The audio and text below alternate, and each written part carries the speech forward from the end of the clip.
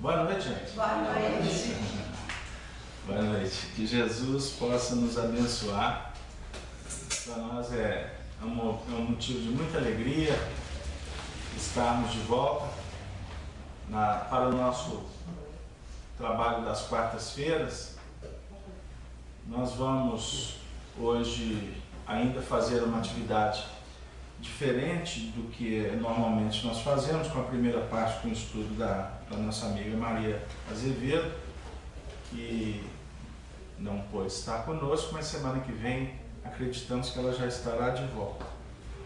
Então nós vamos, nesse momento, convidar a todos para fazermos a oração inicial que vai efetivamente abrir as nossas atividades.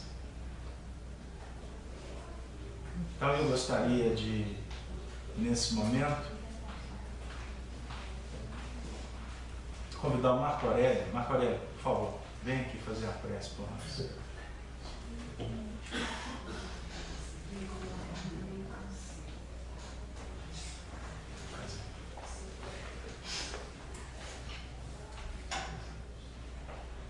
Mestre Jesus, Divino Amigo, espiritualidade que coordena os trabalhos desta casa, benfeitores, amigos que acompanham nossas vidas, pedimos permissão para abrir os trabalhos desta noite, para que possamos continuar nos estudos dessa doutrina abençoada. Pedimos que os benfeitores intuam o palestrante da noite e abençoe todos aqueles que procuram as bênçãos do mais alto. Que assim seja. Que assim seja. Muito obrigado, Marco Aurélio. Bom, gente, nós vamos hoje trabalhar endereçando um abraço a todos os nossos amigos ouvintes da Rádio Brasil Espírita de Maceió, os membros da rede Amigo Espírita e também os amigos da FEAC que nos acompanham através da transmissão, hoje através dos rádios, né? No caso do rádio da FEAC e no rádio da rede Amigo Espírita também. Nós vamos, com muita alegria, trabalhar hoje o Evangelho. E a passagem que foi definida para as nossas considerações da noite é a passagem que é intitulada A Cura de um Lunático. Ela está inserida no Evangelho de Mateus, no capítulo 17, do versículo 14 a 21. Nós vamos fazer a leitura da passagem e depois nós vamos começar a trabalhar as considerações em torno dela. E quando chegaram à multidão, aproximou-se-lhe um homem, pondo-se de joelhos diante dele e dizendo: Senhor, tem misericórdia de meu filho, que é lunático e sofre muito. Pois muitas vezes cai no fogo e muitas vezes na água. E trouxe-o aos teus discípulos e não puderam curá-lo. E Jesus, respondendo, disse: Ó, gente incrédula e perversa, até quando estarei eu convosco? E até quando vos sofrerei? Trazei-o aqui. E repreendeu Jesus ao demônio, que saiu dele. E desde aquela hora o menino sarou. Então os discípulos, aproximando-se de Jesus em particular, disseram: por que não podemos nós expulsá-lo? E Jesus lhes disse: por causa da vossa pouca fé. Se tiverdes fé como um grão de mostarda, direis a esse monte: passa daqui para acolá, e há de passar, e nada vos será impossível. Mas a essa casta de demônios não se expulsa senão pela oração e pelo jejum. Muito interessante, porque o texto vai nos apresentar então um enfoque que nós podemos sintetizar para começar a desenvolver. O primeiro, a questão da fé. Depois, a aproximação de Jesus para atender à súplica. O enfermo estava envolvido sob o guante de uma influência espiritual muito intensa. E por fim, a gente observa que ele vai falar que para determinados atendimentos é necessário ter uma condição elevada para conseguir atender às exigências da terapêutica. Então, em síntese, a passagem vai nos propor isso. Mas ela vai se iniciar com o texto: e quando chegaram a multidão. É o primeiro versículo.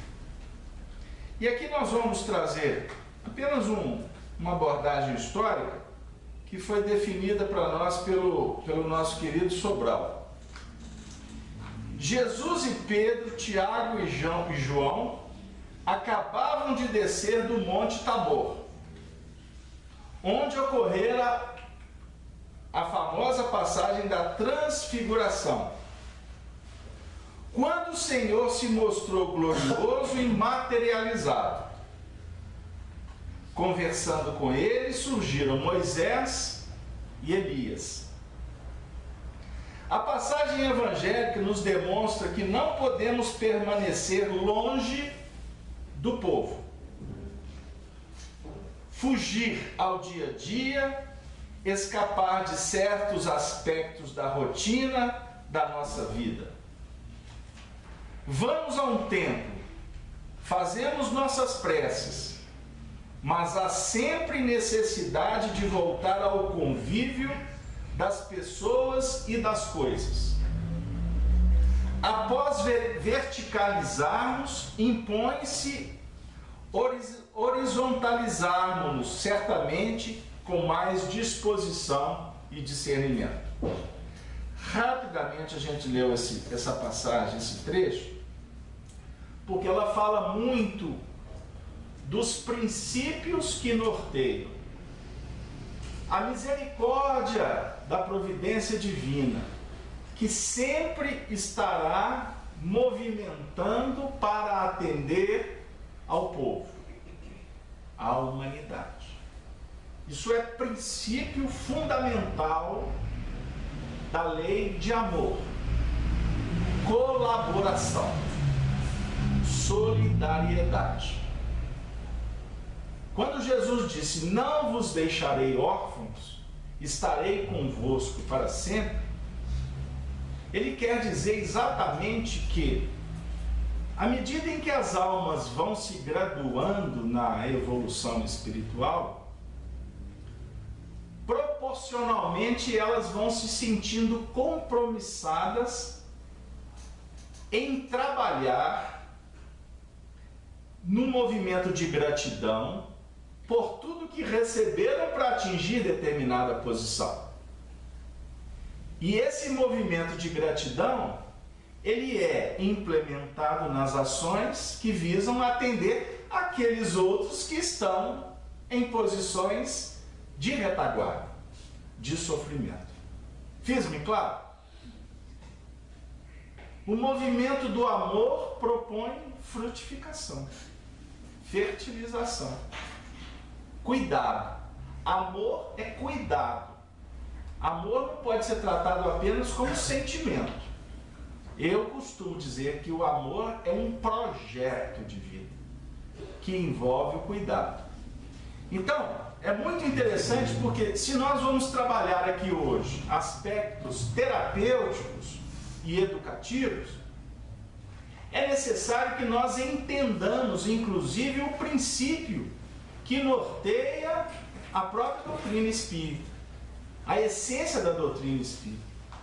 Ela foi prometida por Jesus como um consolador, uma proposta consoladora que viria à humanidade em nome dele, em nome de tudo que ele ensinou, para contribuir não só para cuidar do sofrimento, portanto, tratar o sofredor, ou aqueles que se encontram em condições de assistidos, para que eles possam se fortalecer e entender o processo da evolução espiritual. Ou seja, se você está necessitado, recebe ajuda, se fortalece, fica feliz, o grande movimento é você sair dessa condição anterior do sofrimento e passar a ser uma pessoa com saúde, uma pessoa com equilíbrio, uma pessoa com sanidade psíquica e, acima de tudo, um servidor do bem. Deu aí? Este é o grande propósito do Evangelho. O Evangelho não pode ser tratado apenas como um projeto religioso. Não. Muitas vezes a gente faz assim para justificar as nossas religiões. O católico, o protestante, o espírita, seja qual for a denominação religiosa. Muitas vezes a gente fica valorizando muito aspectos que envolvem práticas religiosas. A proposta do Evangelho é portanto, um caminho que visa facilitar o entendimento dos seres para que todos nós possamos atingir um nível mais elaborado, mais qualificado de vida. Deu aí?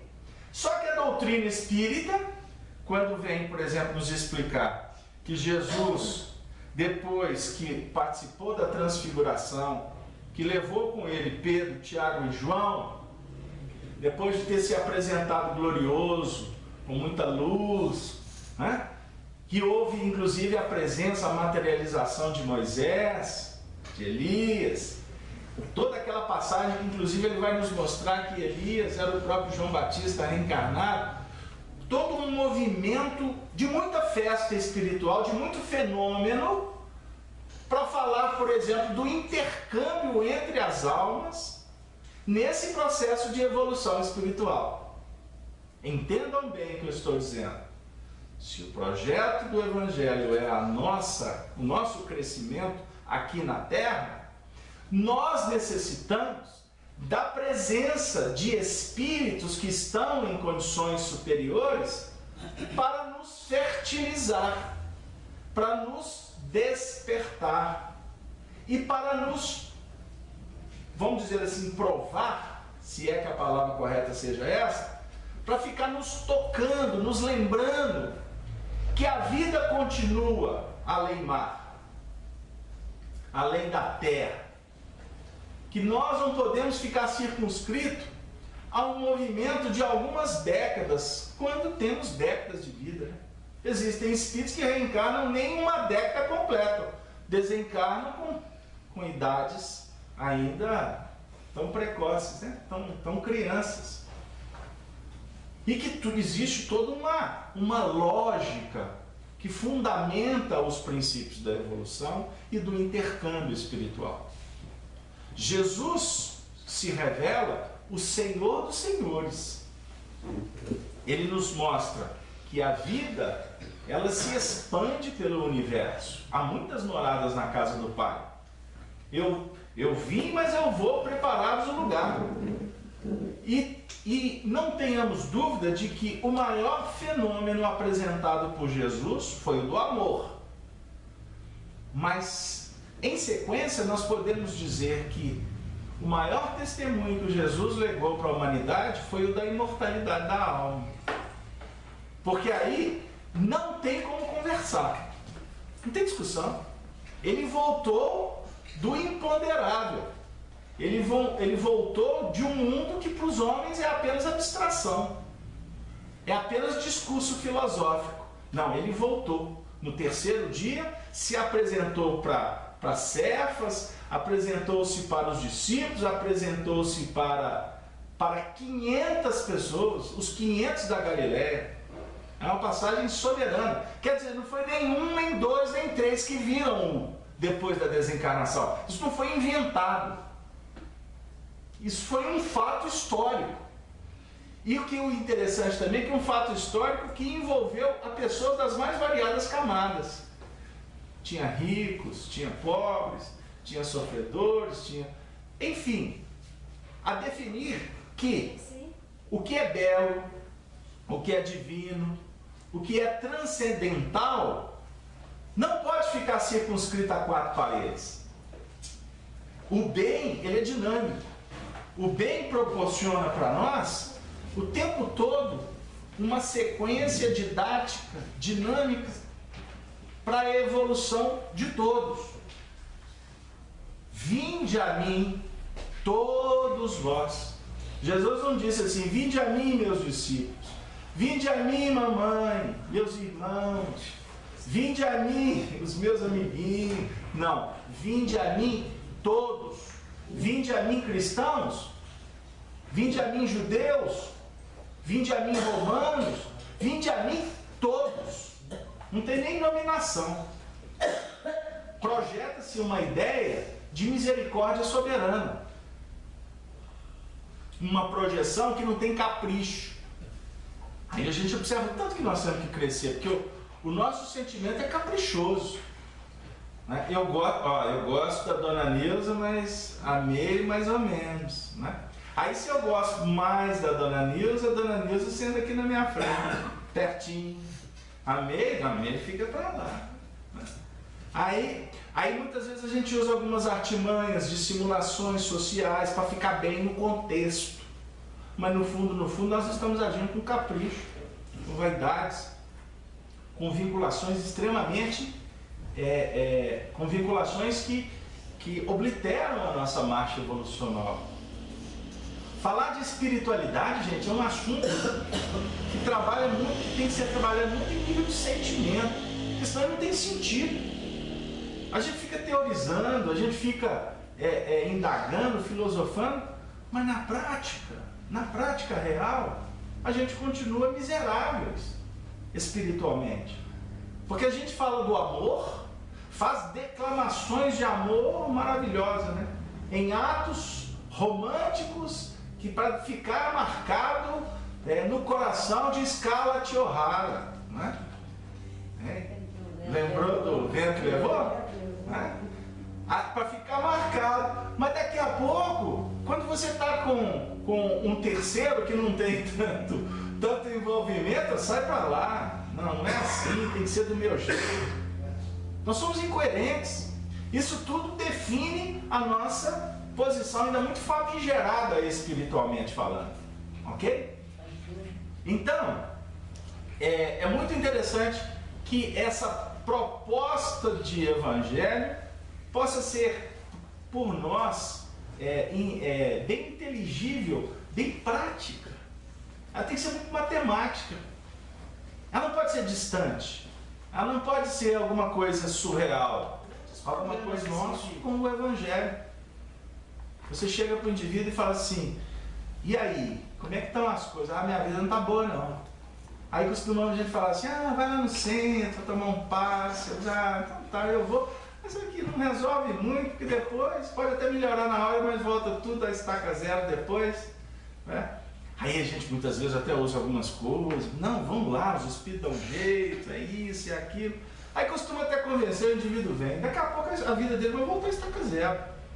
Ah, não te falei? Eu fui lá, melhorou na hora, eu estava até com dor de cabeça, melhorou, o passo foi bom, sabe? A reunião até me deu uma tranquilidade, eu voltei assim mais sereno. Mas 2 dias depois eu estava rachando a lenha com ela de novo. Então essa reunião espírita, sabe, não funciona muito. Aí você vai entender que além da ignorância daquele que está ainda na estaca zero, existe a ignorância daquele que convidou. Por quê? Não está entendendo que uma reunião espírita, ela não propõe nenhum tipo de fenômeno que possa trazer algum tipo de movimento para criar uma sacudidela na nossa vida para a gente tomar jeito. Não espere isso não, porque não vai ter. Pode até em centro espírita ter materialização, ter médiuns aí fazendo coisas maravilhosas. Porque sempre teve médiuns que fizeram isso. A história da humanidade é rica, não é só no espiritismo. Mas o que vai acontecer depois, se não houver uma proposta de educação espiritual? Aí, Márcia, você que está aqui conosco desde a fundação da FIAC, né? Você, Dona Nilza, você está... Né? Alguns que, senão eu vou cometer alguma falha. Mas vocês que estão aqui conosco, que eu posso apostar que 90% das reuniões que houveram aqui na FIAC que vocês estiveram, nas quartas e nas sextas, né? Nas terças agora. Agora tem terça, o êxito, né? Olha, isso para mim é um motivo de profunda alegria. Profunda alegria. Porque a FIAC foi fundada no dia 1º de abril do ano de 2008. Olha para vocês verem, nós estamos no ano de 2014. Estão sendo 6 anos de FIAC e vocês aqui. E eu posso apostar que 90% das reuniões que vocês assistiram foram iguais. Umas mais assim, outras menos. Mais emoção, menos emoção, né? É igual você passear de bug, daqueles carros, bug que chama? Lá no Nordeste? Bug, né? Aí você vai andar nas dunas lá, o cara fala assim, com emoção ou sem emoção?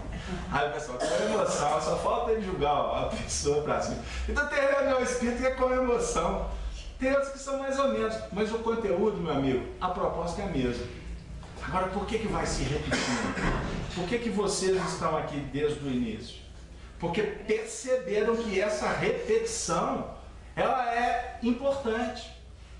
É como se fosse uma tônica, um gás, uma energia, uma bateria, uma força que você, como eu, precisamos sempre para tentar nos manter assim, mais regulares possíveis. E cada dia, à medida que nós vamos tendo conhecimento, a gente vai modificando. E cada vez que você fala alguma coisa de um modo, a gente vai entendendo de outras maneiras. Porque Jesus fala de muitos modos. Ele pode falar um não e ele pode falar não. Sim! Ele pode dizer sim, minha filha. Tem várias maneiras de você dizer, de você se apresentar. Então, a espiritualidade, como esse movimento inicial do texto, define que eles apresentam para nós uma série de fenômenos para que a gente possa ser tocado. Mas depois que acontece o fenômeno, você tem que descer do monte. Você tem que ir para a horizontal da vida para discutir o evangelho lá com o seu patrão. Você falar de evangelho com aquele companheiro que te abordou na rua, com o seu filho. Evangelho é no telefone. Né? É você ter o jogo de cintura de lembrar sempre que você, diante de um semelhante, está com uma missão extraordinária. E que 99% das oportunidades a gente joga pro alto. Perde a oportunidade de tratar a pessoa como uma rosa. Como é que trata a rosa? Tem jardineiro aqui? Como é que cuida de rosa, dona Nilce?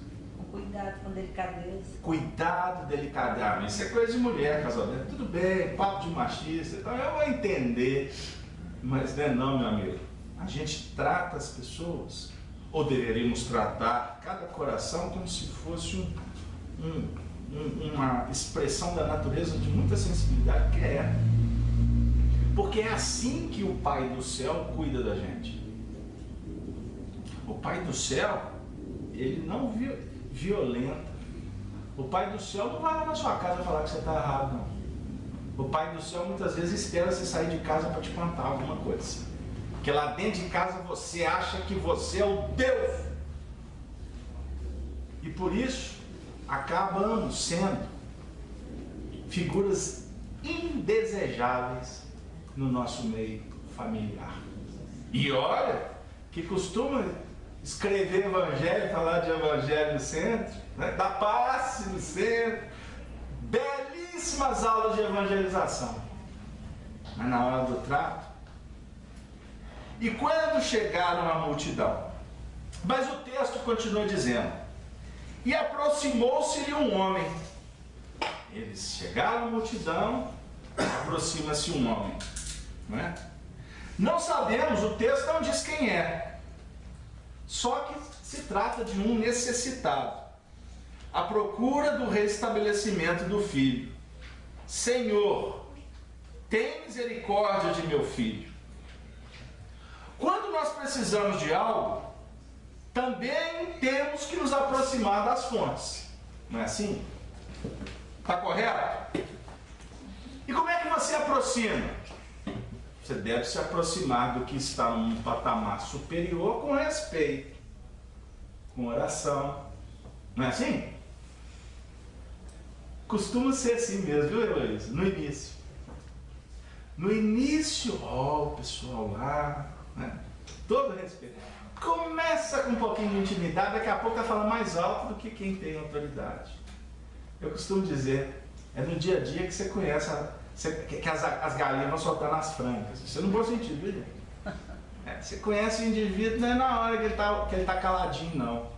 Você conhece a pessoa é no trato do dia a dia, dá serviço para ele. Não é assim? A espiritualidade, a circunstância da vida, quer que nós nos apresentemos. Porque nós precisamos de nos posicionar. E nos posicionando é que nós... Aí a espiritualidade vai colocar um espelho e dizer assim, olha aí, olha qual que é a sua posição. Porque quando você fala, a vida está apontando. Denise, o fruto que demanda no seu coração está na sua expressão. Espiritualmente, os espíritos percebem as expressões até do nosso pensamento. Como é que é? É verdade. Os espíritos que nos acompanham, eles estão registrando, eles conseguem. Eles podem não ter elaboração quando numa condição inferior, pode até não entender muito a desenvoltura, mas sabem o que está irradiando. É aquela história que diz chegar perto de alguém, se sentir bem ou se sentir mal. No mundo espiritual, os espíritos são muito sensíveis. Nós aqui também somos. Só que aqui a gente não dá muito valor. Não tem treinamento para entender isso. Não é?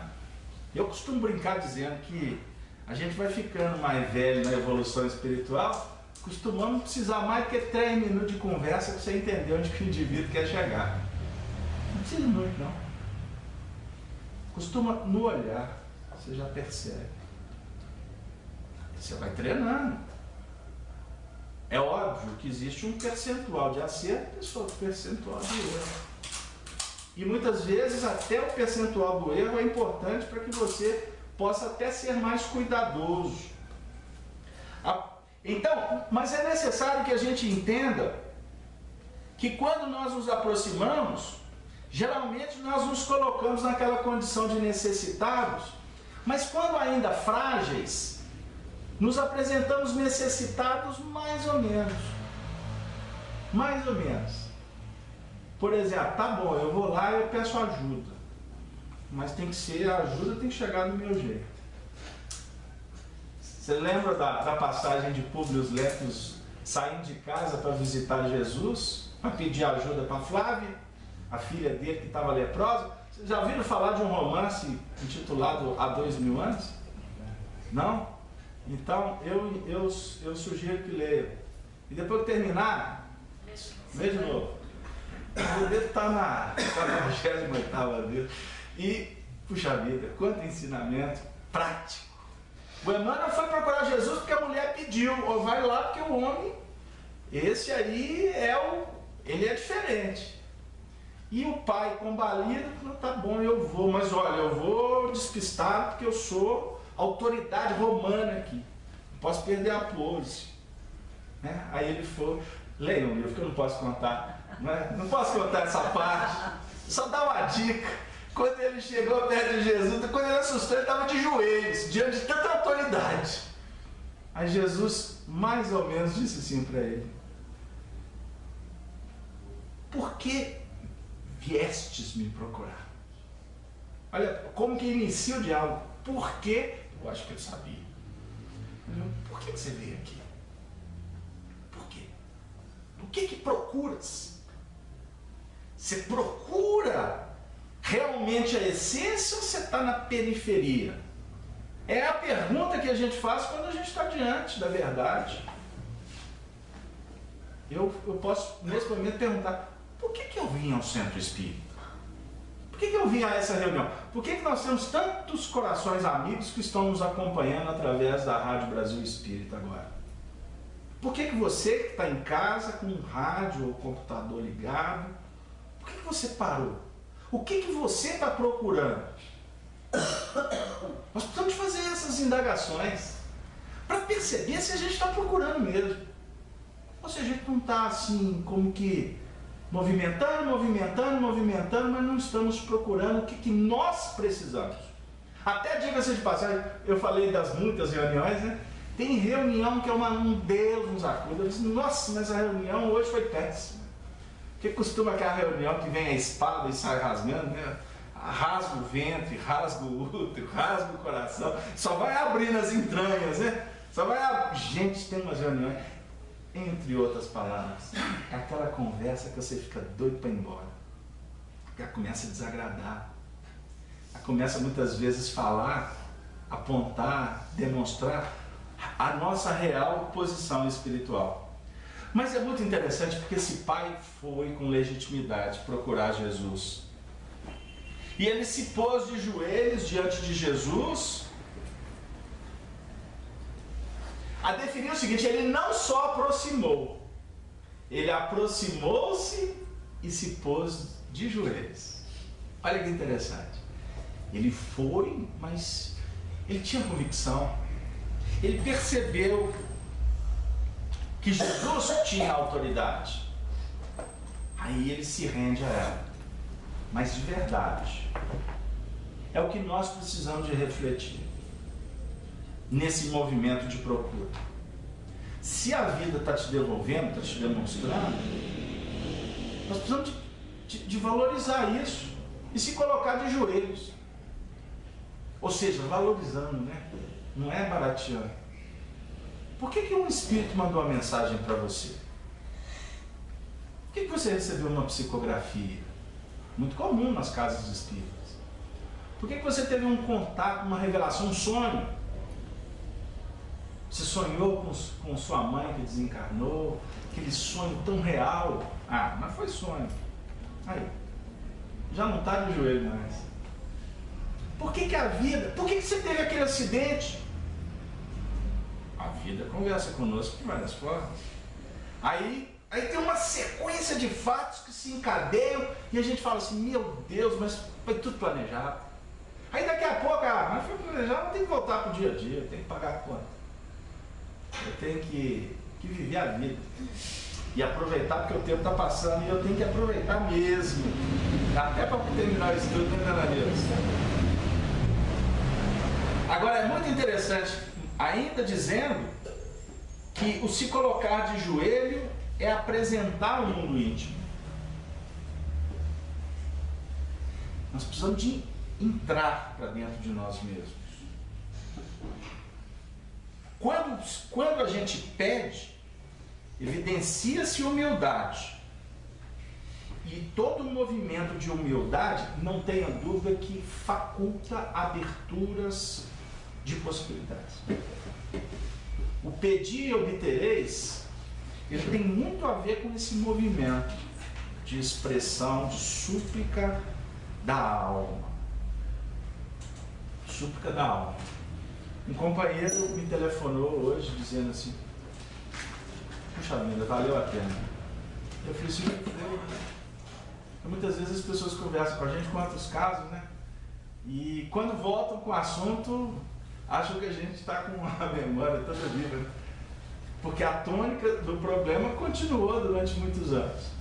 Aí ela voltou várias vezes e dessa vez ela disse assim: finalmente valeu a espera. Eu falei assim: o que foi? Ah, eu consegui a graça que eu sonhei, e ele sonhou e lutou. E foram mais ou menos 10 anos de muito sofrimento. E à medida que ele foi falando, eu fui me recordando. Ele estava tão feliz, com tanta emoção, com tanto sentimento de gratidão. Aí eu disse para ele: valoriza. Porque do mesmo jeito que você recebeu, isso pode ir embora. Se você não se fizer merecedor. Que a espiritualidade, muitas vezes, ela adia no atendimento do que a gente pede. Deixar de nos atender não é mais. Por isso que o Evangelho, Jesus define: dê a quem te pede. Se bateu na sua porta, é com você. Não empurra, não. Como diz na gíria, né? Não terceiriza, não. É com você. Agora, não significa que você tem que atender no que te pedir. Se o indivíduo chegar aqui e me pedir um trocado, pode até ser que eu tenha. Mas se ele me pedir uma quantia elevada, eu não vou ter como. O que eu vou fazer? Eu vou assumir um empréstimo para ajudar o indivíduo, eu vou desviar uma série de questões, vou me desequilibrar por conta do pedido, eu não tenho como te atender. Entendeu? Mas você pode ouvir. Você pode ajudar a pensar. Você pode, junto com ele, descobrir algumas formas. Você pode fazer, não pode? Então, isso é muito sério, porque nós precisamos de efetivamente valorizar um mecanismo chamado oração, prece. O próprio Jesus orou muitas vezes e nos disse sobre a importância de perseverar na oração. Ai, Jesus, como a oração lucifica, como que ela inspira. Você já fez esse teste? Naquele momento de ira, você buscar o repouso da oração? Não é aquelas preces, aquelas práticas religiosas que vamos orar, aí fica todo mundo naquele mecanismo que muitas vezes até espanta quem está perto. Se eu tiver, eu sou o primeiro a sair. Que não é do boca para fora. A oração é internalização. Eu brinquei ontem fazendo um estudo, que eu passei por um momento meio complicado, graças a Deus, e no meio da dificuldade eu fiz: não, eu preciso de um time. E eu me retirei da ambiência que eu estava, me recolhi num cantinho, e fiz uma prece sincera, disse: Jesus, eu acho que agora eu só podia pensar em mim um pouquinho, porque a gente é egoísta, né? Jesus, agora pensa na gente, como se ele não pensasse, como se ele não cuidasse. Mas o capricho, a vaidade, é um negócio absurdo. Aí eu disse: Jesus, me ajuda.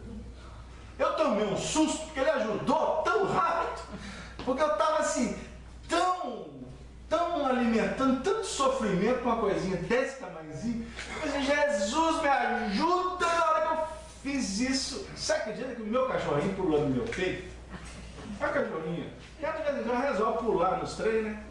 e assar picomi a nutrisca, né? Porque eu sou criado com aquela época que cachorro ficava no terreiro. Eu tenho mais dificuldade, eu sou ainda do mundo primitivo. Eu ainda não entrei nessa faixa dos cachorros que tem uma corte soberana em detrimento do marido, da mulher, do papai, do filho, o que vale é o cachorro. Não, eu ainda não cheguei a esse mundo muito superior para mim.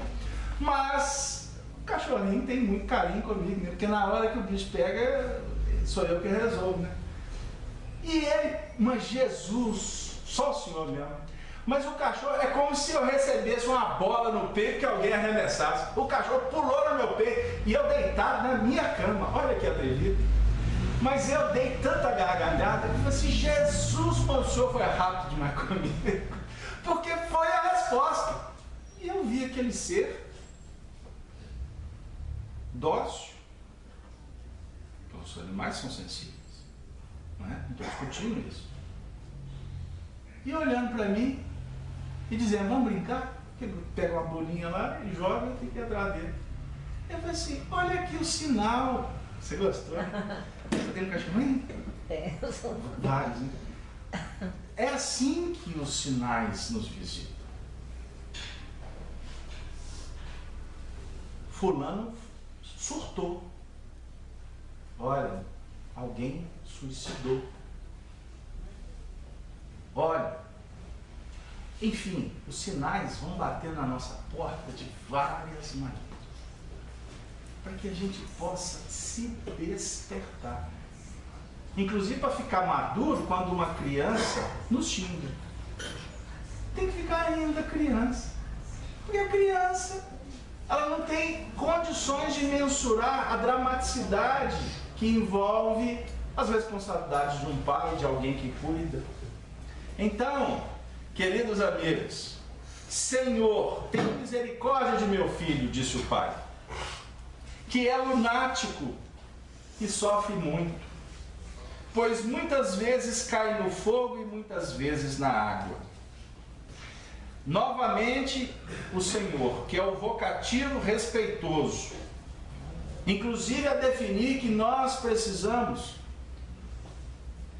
pensar mais no respeito que um filho deve ter para com o pai. E quando eu falo respeito, vejam lá comigo, vamos refletir juntos. Respeitar o que é divino. Respeitar tantas coisas boas que estão batendo na nossa porta. Agora eu vou usar a palavra respeito. Porque antes eu estava falando em sensibilidade. Eu estava falando em se tocar. Eu estava falando em se colocar de joelhos. Mas o respeito aqui a gente quer focar como um movimento de inteligência, mas também de abnegação, de resignação, de obediência. Porque quando ele fala assim, Senhor, tem misericórdia de meu filho, ele está suplicando por um filho. É comum numa família orar, ora ser pai, ora ser mãe. Quem se preocupa com o filho, ok? Com a doutrina espírita, eu vou abrir aqui com Sobral. Com a doutrina espírita compreendemos a ocorrência. Trata-se daquele que se sente mais culpado, mais comprometido com os problemas atuais dos descendentes. Olha o que eu vou dizer. Frutos de orientações descabidas em existências pretéritas, quando se exerceu certa autoridade ou influência sobre esse alguém. O que nós estamos querendo propor? Que as nossas súplicas, quanto pais ou mães para os nossos filhos, muitas das vezes não representam um movimento de misericórdia, uma expressão de amor para com o filho, ou diante da dificuldade do filho. Não significa. Nós muitas vezes nos enganamos, julgando que nós amamos os nossos filhos. E por isso, Senhor, livra-os do mal. em algumas destas situações, o que está orando, pedindo ajuda para o filho, é o orgulho por não querer apresentar o filho com dificuldade para a sociedade, o egoísmo por não estarmos dispostos a movimentar num outro circuito de vida, ou então porque nós estamos orando porque queremos facilidades. Preconceito, né? Facilidades. E aqui, eu li um textozinho aqui do Sobral, que ele, como educador que foi, Sobral foi o educador, ensinou o evangelho para um grupo que se tornou expoente do movimento espírita, como o Honório, Oswaldo, Lúcio Abreu, Manuel Alves, Seu Leão, uma turma aí que talvez vocês nunca ouviram falar aqui na FEAC, mas eu estou contando da história do movimento espírita de Belo Horizonte, que hoje está redundando na história do espiritismo no Brasil. Que agora os espíritas estão chegando à conclusão que só o espiritismo não resolve. Espiritismo é uma proposta de trazer o cristianismo de volta. Portanto, é vivência de evangelho que vai solucionar os dramas. Mas ele está dizendo aqui o seguinte, que muitas vezes o nosso desespero, as nossas dificuldades diante dos nossos filhos, é porque nós nos comprometemos no passado com eles. Fomos nós os causadores de muitos dos males deles. O que muitas vezes nos oblitera a visão e nos coloca em dificuldades, porque você está vendo o filho com um problema. Intuitivamente, alguma coisa te diz, você tem que ajudar. Porque você tem um dedo nessa história. Só que ao mesmo tempo, o filho, ou aqueles que nós estamos pedindo, são espíritos que, como nós, perpassam um processo de aprendizado. Estão em fases de educação espiritual. E nas etapas que graduamos nas escolas, não tem pai que pode interferir na metodologia educativa da escola. Tem?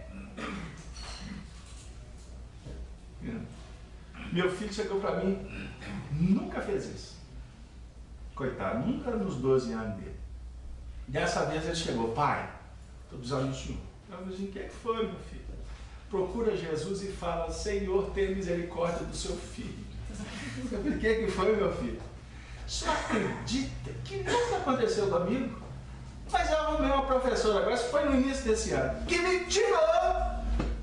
Olha para você ver que absurdo, pai. Ela me tirou do lugar que eu sentei desde quando eu entrei naquela escola. Ou seja, junto com aqueles que eram seus afins, que conversava, que trocava a mesma moeda. O senhor pode conversar com ela, porque ela me colocou num meio só de menino chato. E eu pensando comigo, que eu preciso mandar um e-mail para ela. Mas continue, meu filho, porque eu estava vibrando. Continue, meu filho, relaxe o seu drama. Por que é isso, por que é isso, por que é aquilo, outro, etc, etc, etc. Aí chegamos a almoçar. E o pessoal lá em casa, lá, quando está sem almoço, é um problema. É melhor dialogar depois. Porque esquecem de Jesus com a facilidade. Porque o estômago passa a ser César, passa a ser Mamon. Então esquece das questões espirituais. E almoçamos, etc. Agora, vem cá, senta aqui. Agora que o leão está manso, senta aqui, meu filho. Primeira coisa, eu queria te dizer uma coisa. Nada acontece por acaso na vida. Se você ficou durante um período sentado do lado, junto com aquele grupo, teve um fator importante durante esse período. Se houve uma mudança, é porque é necessário que você comece a respirar outros haustos. Porque no mecanismo de inteligência social, você não deveria vincular-se a pessoas. Você deveria aprender com as pessoas, valorizando as circunstâncias que as pessoas passam a ser instrumentos quando é benéfico. Uma visão mais acurada diz assim para o aprendiz: aproveite enquanto é tempo, porque isso tudo vai passar. Quem é o seu amigo hoje, amanhã ele vai ter que viajar, você vai ter que mudar, vai acontecer uma série de coisas.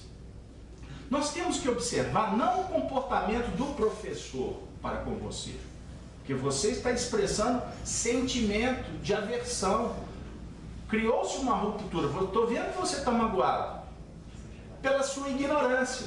Que é isso, papai? Já está pegando moral. Esse filho, ignorância no sentido de desconhecer a lei. Porque quem não sabe sofre. O lunático, o filho lunático aqui que caía na água e caía no fogo, como está descrevendo o texto, representa exatamente o nível de ignorância que nós, quanto humanidade, vivenciamos. Há momentos que nos atiramos na água, caímos na água como lunático, sim, mas isso também representa que há momentos que nós estamos buscando uma mudança num patamar natural de vida. E há outros momentos que nós temos que cair no fogo. As circunstâncias da vida têm que nos provar. Porque se depender da gente optar pela água, que teoricamente é uma mudança mais gradativa, a gente não caminha.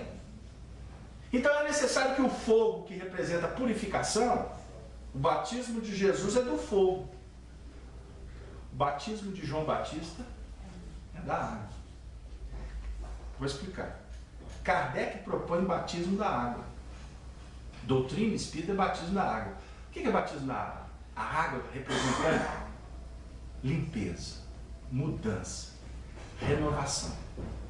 Renova o seu mundo mental. Como é que você vai fazer isso? Começa a orar, começa a meditar, começa a ler coisas boas, começa a conversar coisas edificantes com mais insistência. Começa a selecionar os painéis que você está acostumado a alimentar. Muda o seu mundo mental. Porque o seu mundo mental, vamos refletir, o seu mundo mental é que te alimenta. O seu mundo mental é que te traz saúde ou tristeza, doença, alegria. Vamos refletir que a proposta da doutrina espírita é para explicar para você imortalidade, mediunidade, comportamento, psicologia humana. Doutrina espírita é isso. Agora, a purificação ela vai se dar quando você começar a sentir e promover essa mudança. Ou seja, se for para a prática, você for viver a provação. O fogo, a ideia do fogo não é matar. A ideia do fogo é transubstanciar, é transformar de uma forma efetiva. Então, nós, quanto a humanidade, estamos vivendo esse processo.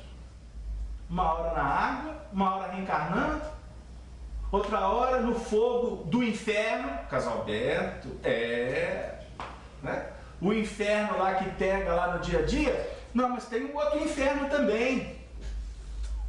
Daquelas almas que vivem apoiadas só no mundo material, que quando desencarnar, vão viver um inferno astral. Qual o inferno? Decepção. Apostou só na matéria. E quando desencarna, cadê a matéria? Cadê o jogo? Cadê o prazer? Cadê aquelas circunstâncias que efetivamente nós elegemos como fatores primordiais da nossa vida?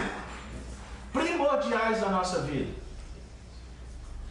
Então, se a sua vida tem uma tônica, porque todos temos tônica, existe uma tônica que é a maior. Por exemplo, a tônica pode ser a paternidade, a tônica pode ser o empresariado, a tônica pode ser a música, a tônica pode ser o esporte. Enfim, qual é a tônica maior?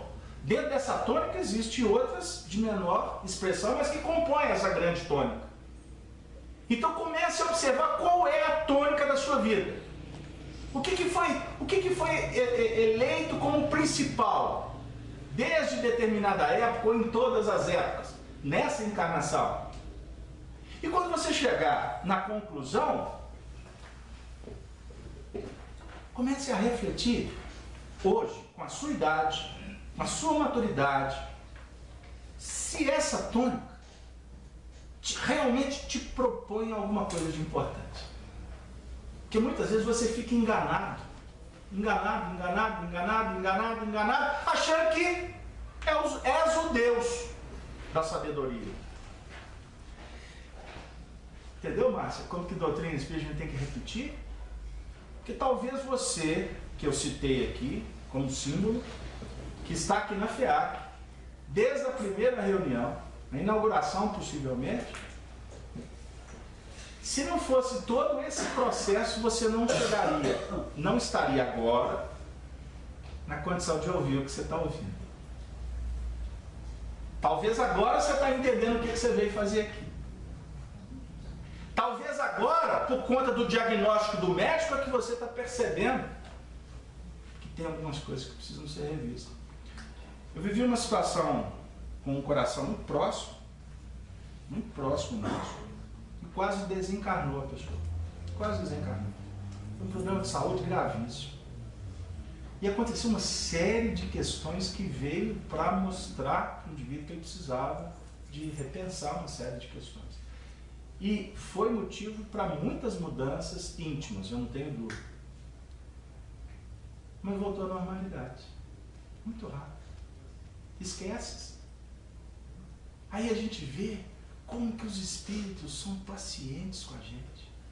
Porque a gente esquece. Reencarnação é compromisso. Não é que nós estamos estudando sexta-feira aqui? Reencarnação é um contrato. Você registrou no cartório, lá no plano da consciência. O juiz é a sua consciência.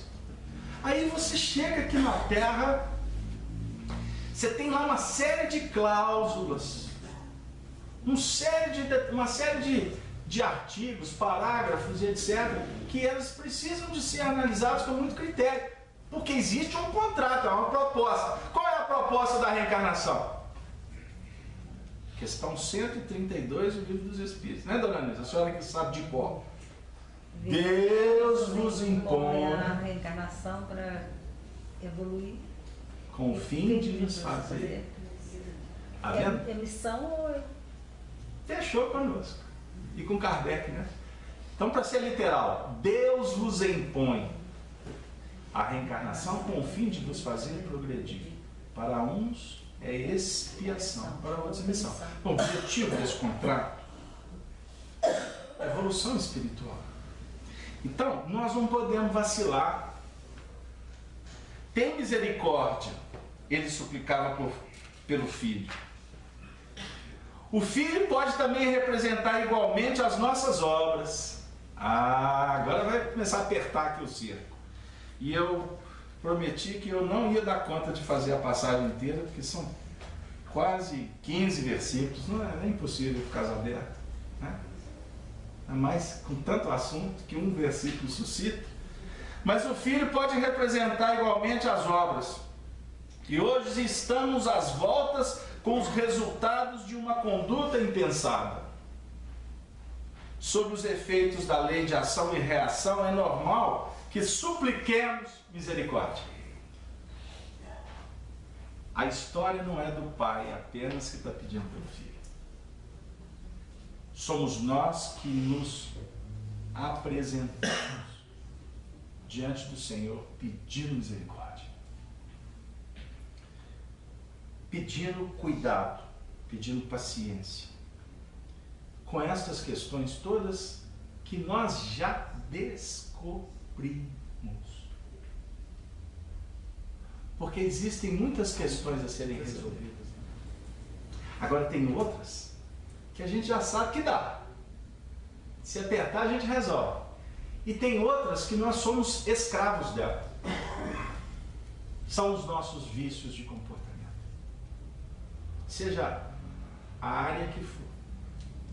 Existem pontos que o indivíduo se pega sempre diante da sua consciência, mas eu prometi para mim mesmo que eu não ia fazer. Não conta para ninguém, porque se contar perde autoridade. Você vai se sentir fraco, porque a gente quer provar para o mundo que somos potentes. Nós queremos mostrar para o mundo que nós somos perfeitos. Por isso é que engana-se com muita facilidade a si mesmo.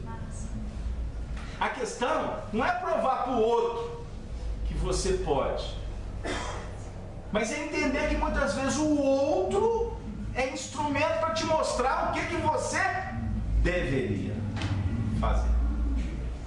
Só que a gente prefere dizer assim: você está doido, você é lunático, porque esse alguém te disse alguma coisa que você precisa de refletir. Você transfere o problema. Psicologicamente, a grande terapia é reconhecer limites. É perceber que esses limites, na realidade, não representam nada que vai te encarcerar, que deve alimentar culpa. Não, longe disso. Limites é para mostrar que nós atingimos um ponto. E que além desses limites existem um universo a ser desvendado, desbravado, conquistado. Para que você um dia se torne um imperador sobre você mesmo. Agora, o império aqui que a gente está falando é diferente do império da Terra. O imperador que nós estamos falando é o imperador do silêncio, é o imperador da paz, é o imperador do respeito, é o imperador da brandura, é o imperador da solidariedade, é o imperador que está sempre dizendo assim: Senhor, estou aqui. E que as pessoas percebem que esse imperador realmente é um rei. Se a gente pudesse observar os espíritos que tutelam essa casa, que descem essas escadas aqui, que sustentam esse ambiente, que muitas vezes nos carregam lá para a sala de passe, ou que muitas vezes você está aqui e eles estão lá na sua casa cuidando lá do problema que você deixou lá. Se a gente tivesse essa condição de identificar a autoridade espiritual, moral, vibracional desses espíritos,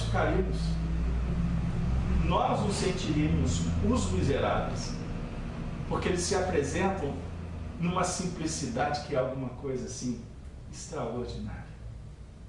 Então, são pontos muito importantes. Mas quando ele fala que o filho é lunático e sofre muito, nós devemos lembrar que o lunático é o termo que envolve a questão da lua, não é? Perturbações. A gente sabe que magneticamente a lua influencia em alguns fenômenos magnéticos do planeta. A lua influencia no corte de cabelo, casamento, isso aí eu sei. A lua influencia nas marés, a lua influencia naqueles objetos estranhos que você muitas vezes é obrigado a colocar no corpo, né? Dependendo da lua, a prótese, né? O parafuso dele vai refletir mais lá dentro. A lua aqui tem a representação das influências que vêm de fora. Por que uma pessoa é lunática? A ideia é que ela está sob o guante de influências, na realidade, espirituais. E quando conjuga que ele é lunático e sofre muito, caracteriza-se influências perniciosas. Porque existem as influências positivas e as influências que visam dificultar a caminhada do indivíduo. E aqui no caso, o filho era julgado tanto na água quanto no fogo. Ou seja, apresentava-se até um quadro epileptóico, de epilepsia. Que muitas das epilepsias quase todas, apresentam-se como também demonstrações de processos obsessivos complexos, né? Que definem até níveis de subjugação. Não é a epilepsia que está dizendo que é obsessão, mas a obsessão ela proporciona fatores também fatores epilépticos, né? A definir o seguinte: a vibração das entidades perseguidoras é que vão caracterizar o comportamento no caso desse filho que estava doente. Ou seja, é necessário verificar sempre como está o equilíbrio das forças no nosso mundo íntimo, identificando até o mundo espiritual que nos circunvolve. E muitas vezes nós espíritas não damos valor para isso. Trevas caracterizam necessidade nossa de estar vigilante quanto a elas. O indivíduo costuma dizer assim para a gente: puxa vida, mas assim, eu luto para vencer determinadas questões, mas a ambiência, a frequência, as pessoas, todas me puxam para baixo. Isso é muito comum no nosso mundo de provas e expiação. Isso vai dizer o seguinte: que em tese as pessoas, as coisas puxam para baixo, está classificando a fragilidade dele. Porque ninguém pode te jogar no chão se você permitir ou não quiser. São pontos. A história de que a carne é fraca, nós que elegemos como uma história para boi dormir. Você sabe o que é fazer boi dormir na roça? Né? Já viu boi dormindo, gente? Já viu algum boi dormindo? Então é história para boi dormir. O boi não dorme.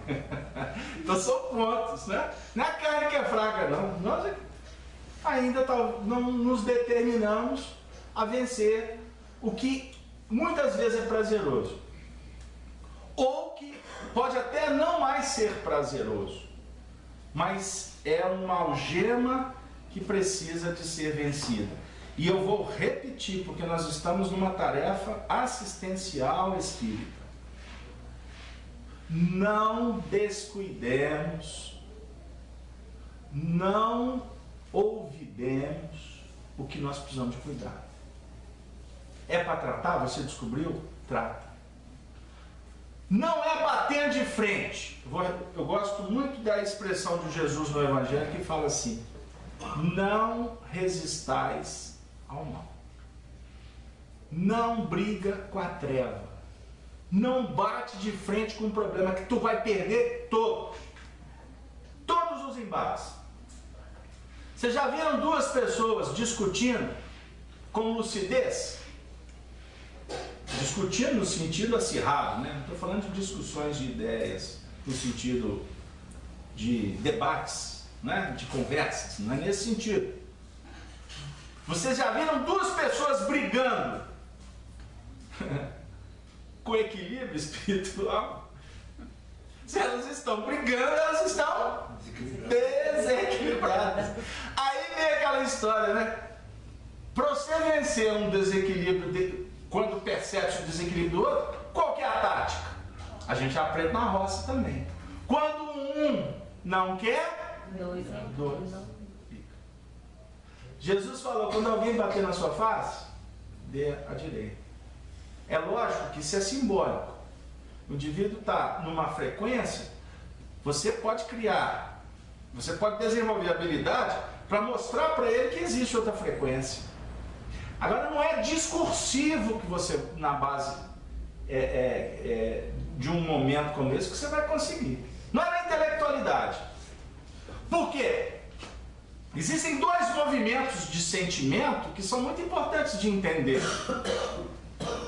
A tristeza, a melancolia, ela caracteriza um procedimento psicológico que o indivíduo volta para si mesmo. Ele internaliza, não é? E quanto mais orgulhoso, maior é a tristeza. Olha para vocês verem. Quanto maior o orgulho, maior tem que tomar muito cuidado, porque se tiver a turma tratadista aí da psique, eles costumam dar bomba na gente. Mas tudo bem, eu vou continuar falando. É óbvio que tem fatores depressivos que são expressões de dificuldades de outras vidas. O indivíduo tem uma depressão que ele mesmo não compreende. Ele precisa de terapêutica, ele precisa de médico, ele precisa de medicamento, ele precisa de soluções operacionais. É lógico. Agora, eu estou tratando aqui em nível de despertar consciente. Existem fatores depressivos que muitas vezes você entra nele e começa a perceber que está nele e que não procura se movimentar para sair dele. Porque muitas vezes fica sendo até prazeroso ter depressão. Aí eu fujo do mundo, eu vou para debaixo da coberta. Esse é um movimento que fecha o circuito. Agora existe o outro movimento da raiva, que muitas vezes é a expressão do medo. Sabia? O indivíduo tem raiva, na realidade ele está com medo. Ele está com insegurança. Aí ele vai perdendo a autoridade, ele quer sair para não perder a autoridade. Então quem grita já está desautorizado. Vocês viram o tom da minha voz? Fui desautorizado aqui agora. É o que eu estou tentando didaticamente mostrar. Aí você vai perdendo, você vai percebendo que o domínio está escapando. Aí o indivíduo começa a crescer, crescer, crescer e acha que é na violência que ele vai impactar e vai dominar. Isto é um ato de insanidade, mas que também define covardia. E uma total inabilidade para auxiliar no processo educativo. Então, na educação, você não pode usar força. Força no sentido de constranger, de obliterar, de macerar, de machucar o educando. Não funciona. Isso foi em outras épocas. O processo é trabalhar numa linha de profunda caracterização de respeito. Agora, eu vou voltar. Qual que é a questão principal? Se o fogo aqui vai representar a agitação da raiva, né? A água pode se tornar um indivíduo apático. Então você pode procurar água no sentido da introspecção positiva, como a água pode definir também um processo de fuga espetacular do problema, apatia, que também é a manifestação de orgulho ferido. Ai, Jesus! E aí o que aconteceu? Vocês desculpem, mas eu vou ter que só acelerar um pouquinho aqui. Aí quando ele trouxe, no caso, o filho aos discípulos, é muito interessante a gente lembrar que os discípulos são aqueles que representam Jesus. Somos aqueles que estamos nos candidatando a representar Jesus. Por quê? Se Jesus fosse o agente efetivo, se fosse Jesus que estivesse aqui cuidando diretamente da sua mazela, ele estaria sendo contraproducente ao que ele propõe como projeto de evolução espiritual. Como assim? A gente não estuda doutrina espírita sobre hierarquia espiritual, escala, dos mundos, dos espíritos. Aqui na Terra não existe organização. Então, isso define aqui o seguinte, que no contexto da evolução planetária, todos nós estamos com um protocolo, né? Um protocolo que está marcando qual que é a sua missão. Ok? Porque você parte de um circuito, de um contexto de uma grande engrenagem. Então todos nós recebemos uma missão. Você recebeu a missão de ser mãe. Ele recebeu a missão de ser pai. É óbvio que isso é simbólico. Ele não pode ser mãe e você não pode ser pai. Deu aí? Só para a gente entender.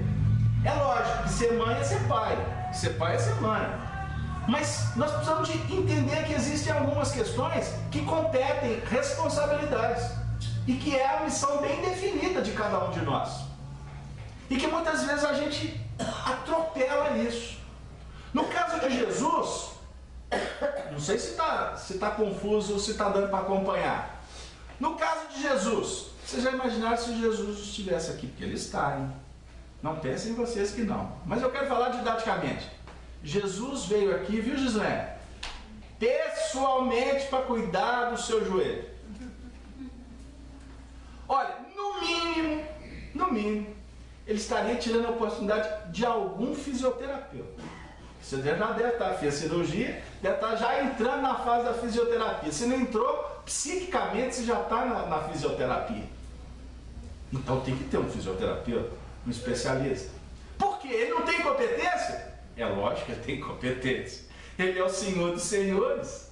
Deu aí? Mas se ele fizer a tarefa do fisioterapeuta, o fisioterapeuta fica desempregado, não fica? Arlene? Não fica? E aí, então ele não vai receber o salário. Tá, mas eu não estou discutindo o salário. Embora, quanto menor o salário, mais crescimento espiritual de vida tem. E mais briga ele empreende. Mas eu não vou entrar no mérito disso, né? É só uma brincadeira para vocês darem uma risada e fazer passeada para aumentar o salário. Mas vamos continuar. Então, Marlene, vamos pensar o seguinte. Não estou falando do salário, da remuneração. Mas estou falando da oportunidade de fazer. Porque é fazendo que você vai aprender. Você tem um guia espiritual que te ajuda na sua arte de trabalhar as mãos, para cuidar do que lhe compete. Você não tenha dúvida que você tem um especialista que te acompanha. Ele se comprometeu naquela área de ajudar. Porque ele sabe que, manuseando esses processos, você também está trabalhando a sua sensibilidade. E também se ajustando com o próximo. Porque quem cuida do próximo de uma forma assim tão expressiva, tão clara, embora todas as profissões a gente também trata do próximo, mas, por exemplo, aqueles da área humana, o médico. Vamos falar do médico, para simbolizar. O médico que cuida de homens e de almas, né? Médico com Jesus é com alma também. O médico que cuida de pessoas, ele está dizendo, com todas as letras grafadas, rubrico, itálico, etc., e desse tamanho a fonte, que ele se comprometeu com pessoas. Deu aí? O político, ele se comprometeu lá atrás com organização, com o público. E não tenho dúvida que ele está tendo a oportunidade de novo. E, por favor, orem por eles, antes de atirarem pedras. Porque tem muita gente boa. E a maioria está tentando. Só que os apelos do passado são muito intensos, porque o sistema é corrupto. O sistema é complicado. Porque o sistema fala da corrupção que existe no coração da grande maioria dos homens. Não são os políticos que são corruptos, é a sociedade que é corrupta. Agora, se eles estão lá, eles estão lutando para não serem envolvidos num processo que é um jogo de interesse. Quantos nos contam nos bastidores? Puxa vida, eu tento fazer, mas o sistema é todo travado. Agora, por que é travado e ele tenta fazer? Porque a partir do momento que ele conseguir fazer o mínimo que for, sem se complicar com o que está travado, ou sem fazer com chave, sem se vender, e etc, etc, ele já está dando um grande passo na política que ele tem que empreender com ele mesmo. Ok? E também redundará em contribuir para que o processo seja menos um pouquinho que seja truncado. Deu aí? Deu? Captaram? Então, o que nós temos que pensar nesse sentido? Que a organização planetária, ela está sob a égide de um sistema extremamente organizado. E que para o nosso planeta, para vocês terem uma ideia, o nosso planeta vive ciclos de transformações assim mais intensas, que se caracterizam por 28 a 30 mil anos. De cada 28 mil, você vai ter mudanças mais intensas. Para vocês verificarem historicamente, quando houve a dissipação do Império da Lemúria, e que ela foi exatamente execrada ela foi foram mais ou menos, olha para vocês verem, 28 mil anos de Lemúria, império. Depois 28 mil anos da Atlântida. E quando a Atlântida saiu do sistema, é que começou o surgimento da sociedade conhecida por nós, com o estabelecimento da raça amarela, os chineses. Posteriormente, iniciou a fundamentação do grande império egípcio. Aí eu pergunto para vocês, no nosso calendário, se a gente for remontar, buscando apoio em Emmanuel, no livro A Caminho da Luz, nós vamos encontrar a raça amarela, lá da antiguidade, mais ou menos em torno de 25 mil anos atrás. Os egípcios se estabeleceram como um grande império mais ou menos 10 mil anos antes de Jesus. Tem quantos mil anos que Jesus esteve entre nós? 2 mil anos, não é verdade? Então, para vocês terem uma ideia, nós estamos vivendo um momento que a Atlântida se resolveu e nós estamos findando um período de mais ou menos 30 mil anos que estão se caracterizando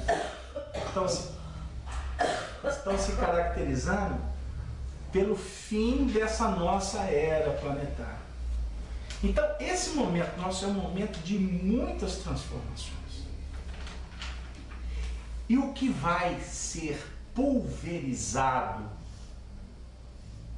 é o mundo capitalista, é o mundo materialista, que vai ceder espaço para o mundo espiritualista. Não falar no mundo espírita não, tá vendo?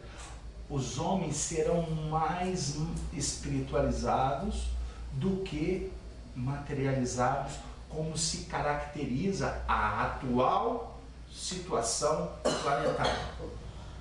O que vale é o Deus do consumo, do dinheiro, da matéria, do eu, do tecnológico.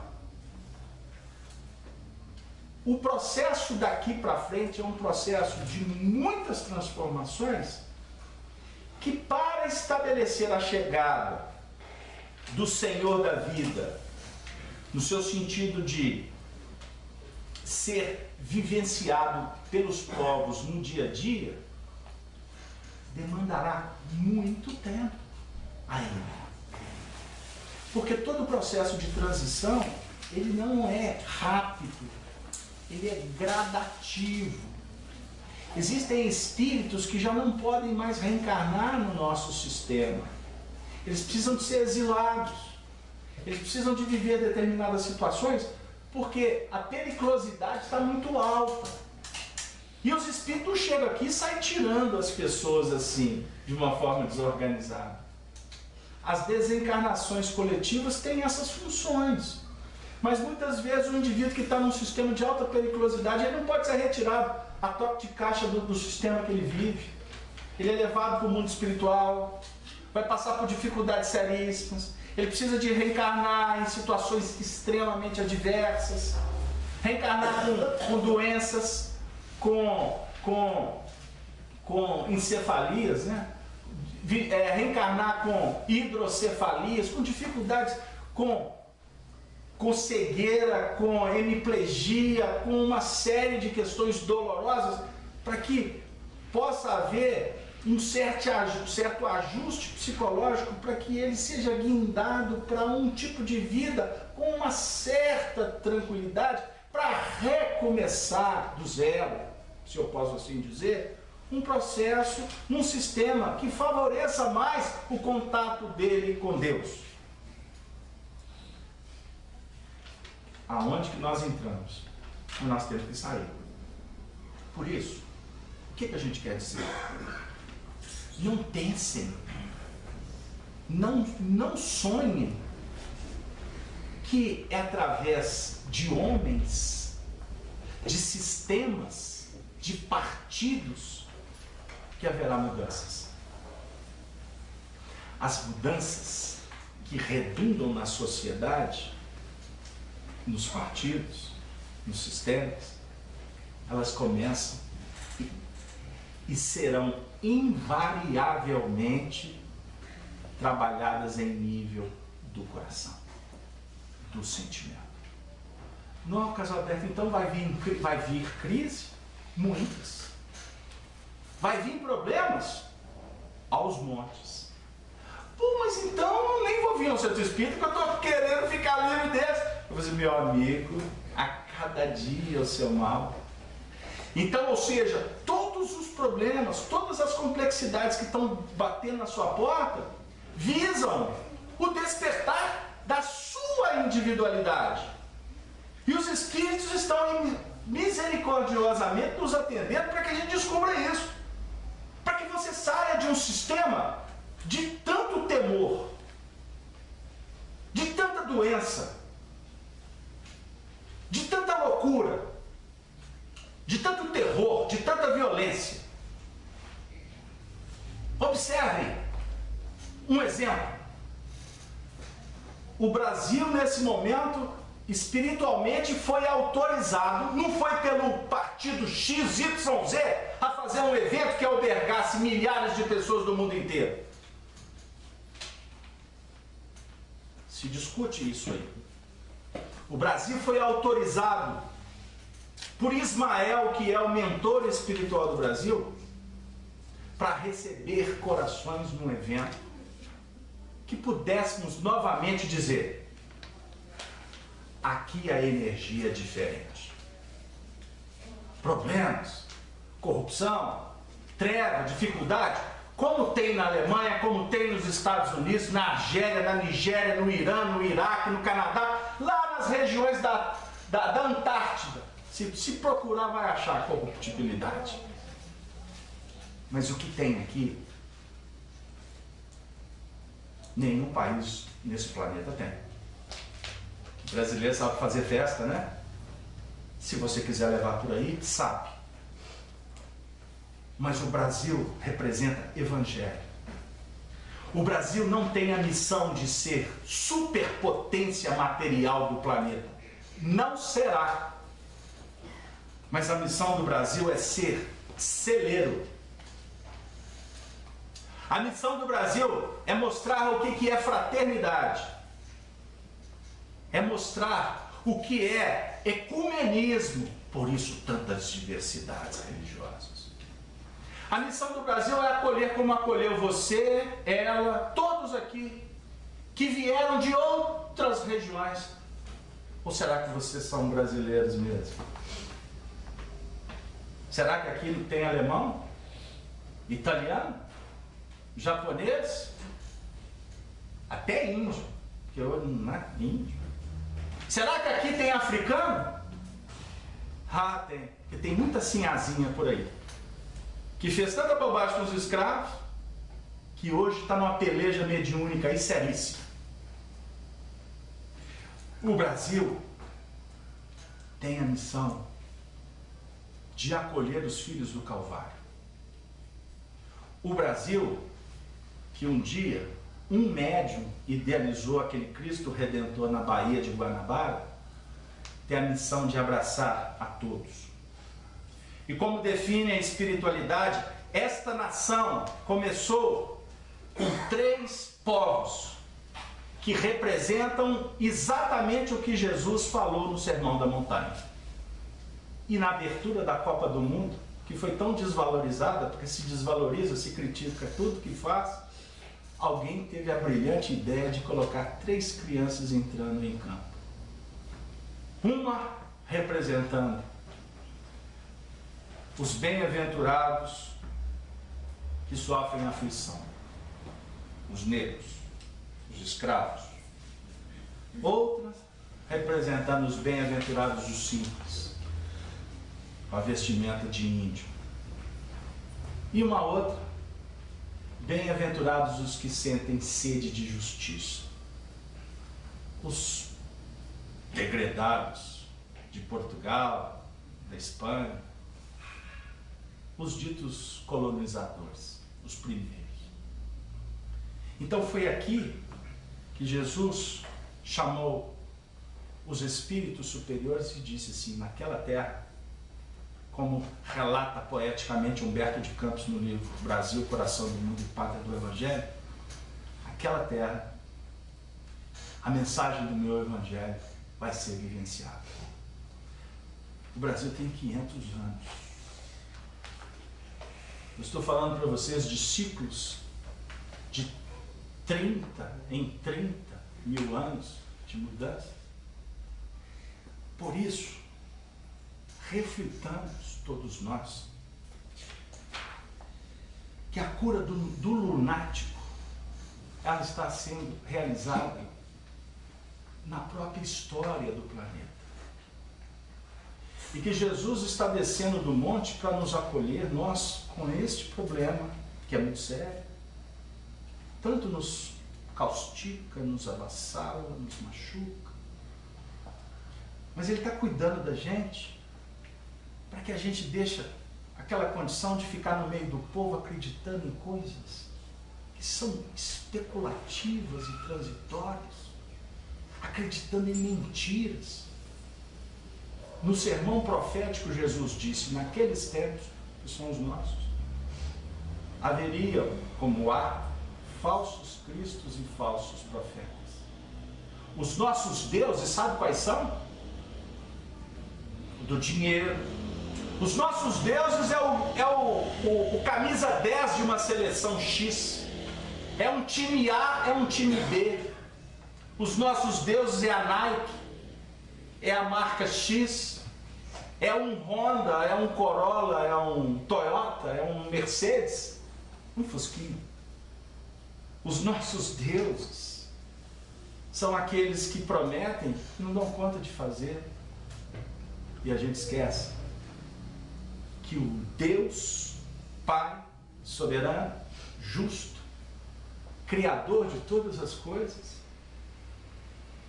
só espera que sejamos felizes quando entendermos que a vida nos reserva muitas coisas boas e que existe uma eternidade, existe um universo que vai nos receber em muitos outros estágios, porque agora eu não falo mais como brasileiro, como italiano, como romano, como francês. Agora eu falo como cidadão que estageia num planeta chamado Terra. E que no fundo eu sou um cidadão das estrelas, do universo. Que Deus possa nos abençoar para que a gente humildemente entenda o recado que está nos visitando. E com muita simplicidade, possamos sair pelo mundo dizendo: glória a Deus nas alturas e paz na terra para todos os corações que anseiam pelo amor, pela verdadeira qualidade de vida que vai trazer felicidade para todos. E assim, agradeço a todos os ouvintes da Rádio Brasil Espírita, os nossos irmãos que nos acompanham pela internet, e eu gostaria de abraçar a todos que vão assistir essas imagens que nós vamos disponibilizar nos próximos dias para poder, aonde ela chegar, dizer para você, querido companheiro, Jesus tem uma missão reservada para você. Sejamos fiéis soldados daquele que só nos propõe paz. Muita paz para todos. E assim me despeço, rogando a Maria Santíssima que abençoe a todos os lares. Mãe, não nos deixes entregues à volúpia, ao vício, ao orgulho, ao egoísmo. Mãe, eternize cada vez mais o seu amor, nos oferecendo as expressões da misericórdia de Deus através das pétalas das rosas. Mas com a sua mão, Deus, ajude-nos a tocar o espinheiral, sabendo que será assim que nos engrandeceremos como legítimos filhos de Deus. E assim, Mãe Santíssima, só temos que te dizer muito obrigado. Muito obrigado a todos.